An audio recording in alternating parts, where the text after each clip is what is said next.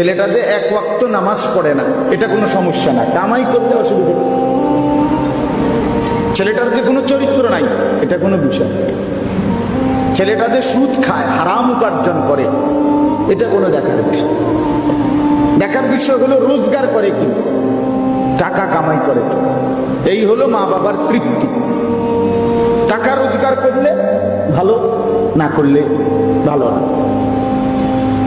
টাকা উপার্জন, তাহলে এটা কি কোনো কথা হইল মুসলমানের? এই জন্য বাপ, আমি আপনাদের কাছে অনুরোধ করলাম এটা বুঝতে শিখেন। আমরা শুধুই টাকার জন্য না, রাসূলুল্লাহ সাল্লাল্লাহু আলাইহি সাল্লাম বলেন তাইসা আব্দুদ দিনারে ওয়াদ দিরহাম।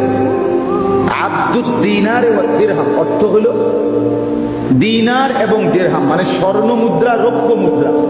নবীজি বলেন এই স্বর্ণ মুদ্রা, রৌপ্য মুদ্রার গোলাম যারা, মানে টাকার গোলাম যারা, তারা